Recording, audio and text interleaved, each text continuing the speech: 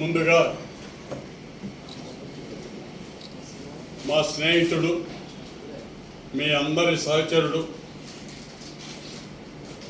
TV9 senior cameraman అయినటువంటి మా మిత్రుడు జార్జి గారి అకాల మరణానికి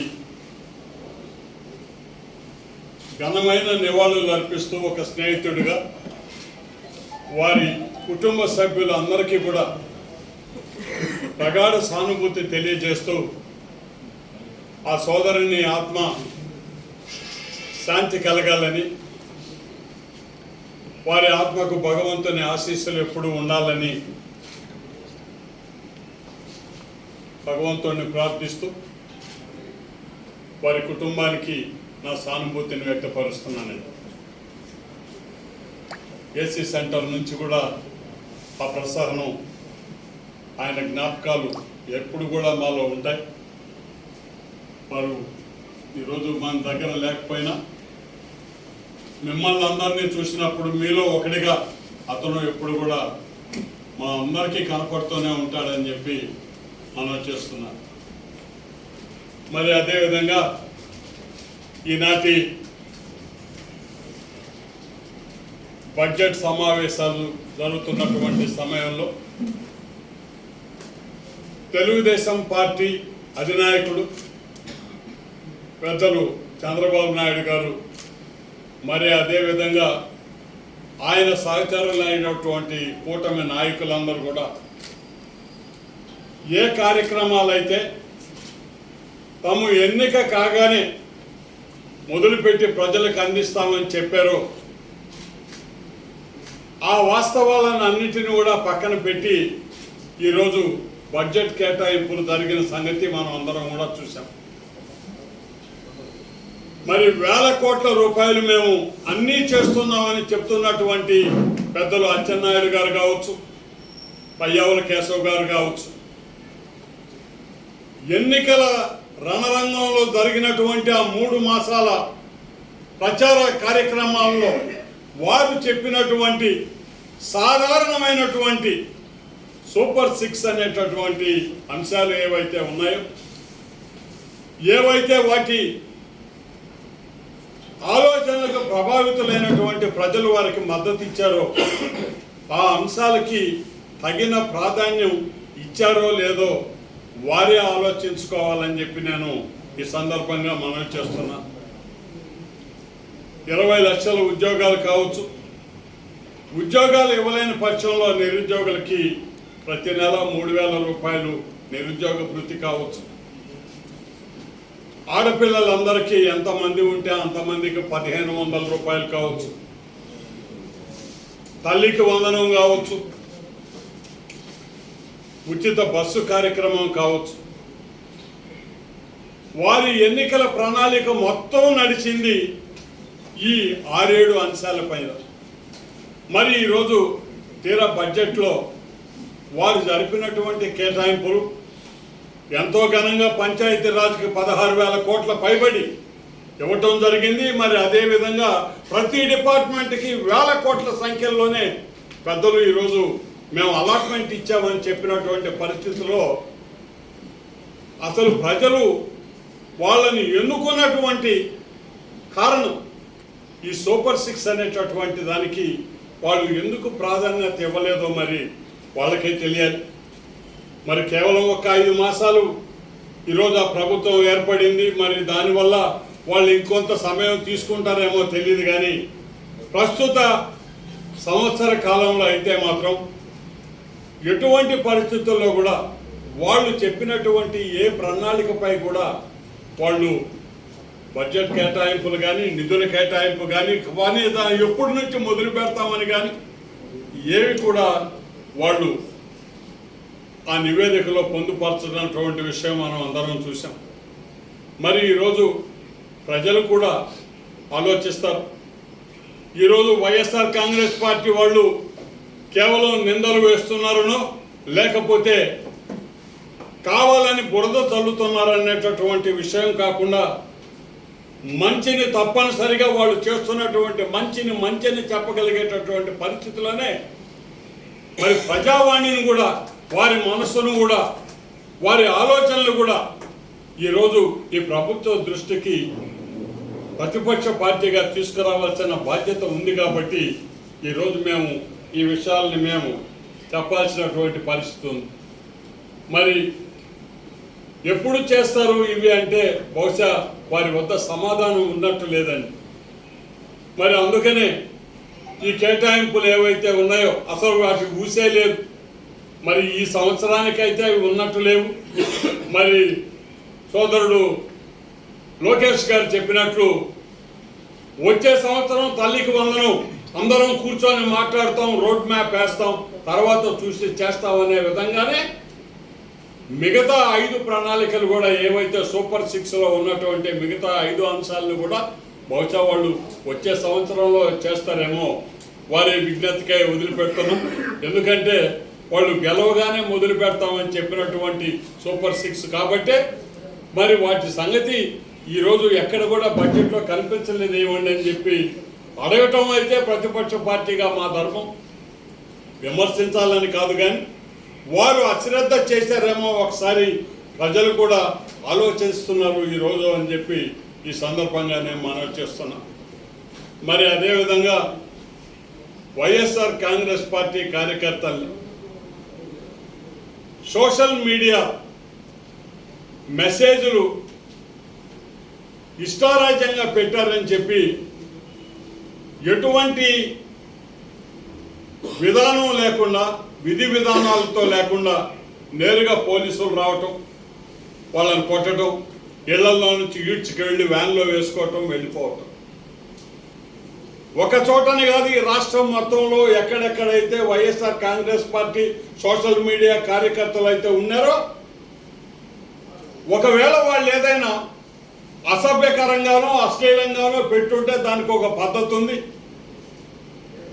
ఎవరు కూడా దుర్మార్గమైనటువంటి సోషల్ మీడియా ప్రవచనాలను ఇక్కడ సమర్థించే వాళ్ళు లేరు. దానికి చట్టరీత్యా చర్యలు తీసుకోవాల్సిన అవసరం ఎంతైనా కూడా ఉంది. కానీ ఈ సోషల్ మీడియాని అసలు పెంచి పోషించినటువంటి రాజపోషకులు ఎవరంటే పెద్దలు చంద్రబాబు నాయుడు గారు కాదా అని చెప్పి అడుగుతున్నాను.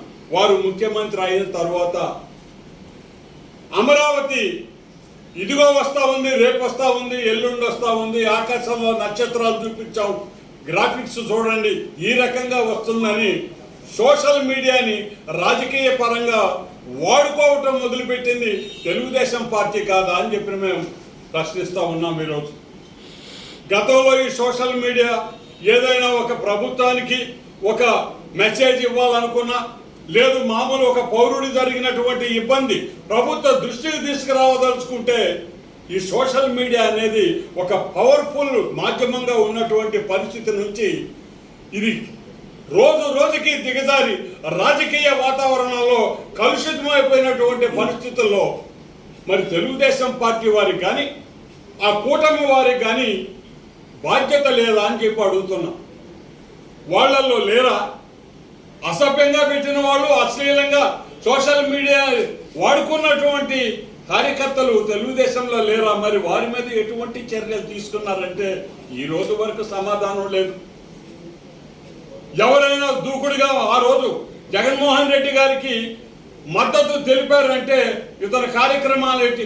ఎవరో పెట్టిన సోషల్ మీడియా మెసేజ్ని ఒకవేళ ఇతను కనుక షేర్ చేస్తుంటే అతన్ని మీద కూడా కేసు పెట్టండి. అవాస్తవాల్ని ప్రచారం చేస్తున్నారు. మా జిల్లా అధ్యక్షుడు పెద్దలు కాకాని గోవర్ధన్ రెడ్డి గారి మీద ఇదే రకమైనటువంటి కేసుని వెంకటాచలంలో పోలీస్ స్టేషన్లో నమోదు చేయటం జరిగింది. ఎవరో ఒక ఆయన పెట్టిన దాన్ని ఈయన ఫార్వర్డ్ చేశాడు. ఫార్వర్డ్ చేయటం చట్టరీత్యా నేరము. ఇది వాళ్ళు చెప్తున్నటువంటి పరిస్థితి. మరి విధి విధానాలు ఉన్నాయా?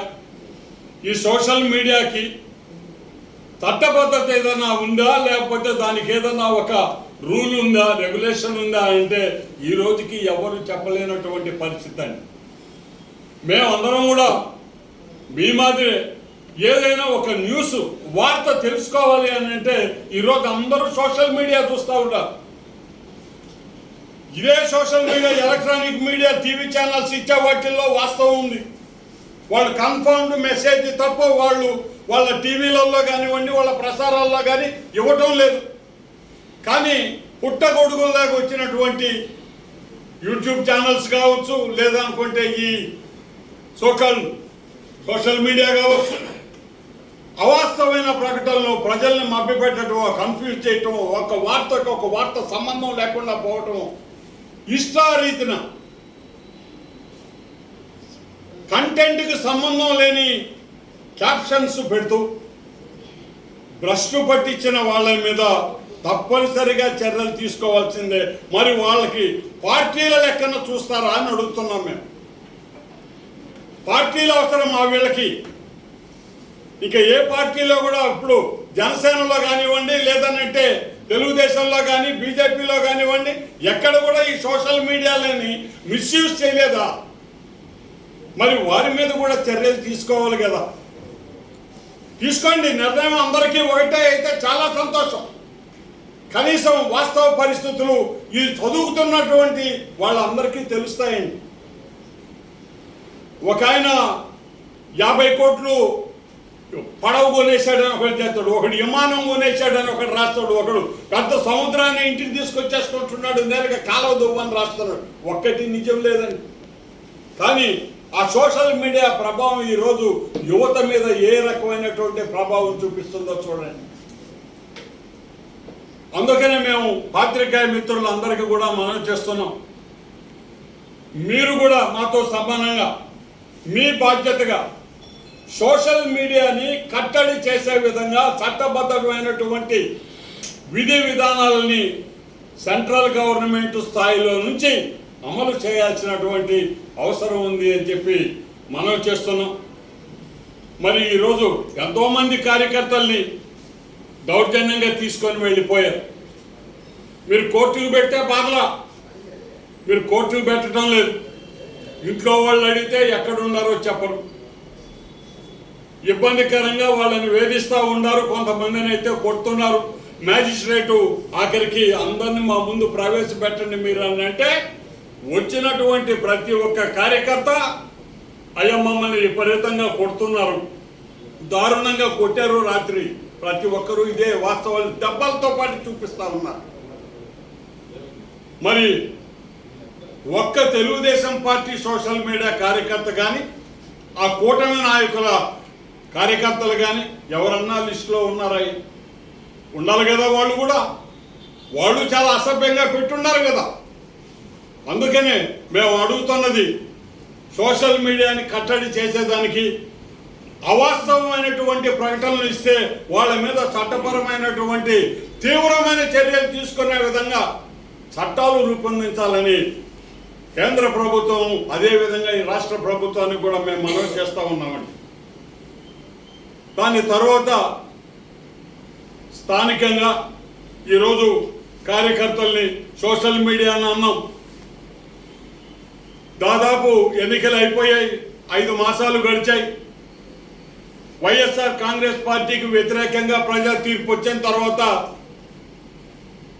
ముఖ్యంగా ఈ నియోజకవర్గంలో, రూరల్ నియోజకవర్గంలో వైఎస్ఆర్ కాంగ్రెస్ పార్టీ కార్యకర్తల పరిస్థితి ఏ విధంగా ఉందో మీ అందరికీ కూడా తెలుసు.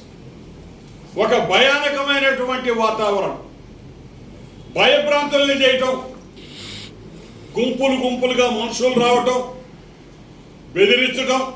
లేదంటే ఎమ్మెల్యే గారు తమ్ముడిని కలవండి, మీరు కలవకపోతే మీరు భవిష్యత్తులో నష్టపోతారు. ఈ బెదిరింపులండి. 1 కాదు 2 కాదు. మరి ఆయన వాళ్ళు చెప్పేది కాక వాళ్ళ అనుచరులు మళ్ళీ ఎవరెవరైతే ఆ పక్క నుండి ఆ వ్యాపారాలకి చేదోడు వాదోడుగా ఉన్నారో వాళ్ళు మళ్ళీ ఒక చిన్న గ్యాంగులుగా తయారై కూర్చొని ఉన్నారు. ఇలా రౌడీ షీటర్లు మొత్తం వీళ్ళే. బెదిరింపులు. మామూలు జనం ఏం చేయాలయ్యాయి? ఎంతమంది ప్రతిరోజు పోయి కోర్టులకు పోయి పోలీస్ స్టేషన్లో పోయి అయ్యా మమ్మల్ని ఇట్లా పలానా వాళ్ళు బెదిరిస్తున్నారంటే పోలీస్ స్టేషన్లో వాళ్ళకి రక్షణ కల్పించకపోగా ఆఖరికి పోలీస్ స్టేషన్లో కూడా సీఎల్ కావచ్చు, ఎస్ఐ గారులు కావచ్చు, ఎందుకయ్యా ఈ రచ్చ, మీరు ఈ ఉన్న 4 పూటలు గమ్మునుంటే పోలేదా? ఒకసారి పోయి ఎమ్మెల్యే గారిని కలిసి వస్తే పోలేదా? ఈ మాట చెప్తున్నారయ్యా. కంప్లైంట్ ఇవ్వడానికి పోతే మేము అందుకనే ఈరోజు ఒక చిన్న ఉదాహరణ కూడా చెప్తానండి మీకు. భుజభుజ నెల్లూరులో ఒక వ్యక్తి మామూలు ఈ మన రేషన్ షాపులకి బియ్యం వేస్తాడు. వెహికల్ ఉంది అతనికి, అతని పేరు మీద వెహికల్ ఉంది. ఒక 3 షాపులకి అతను బియ్యం వేస్తున్నాడు.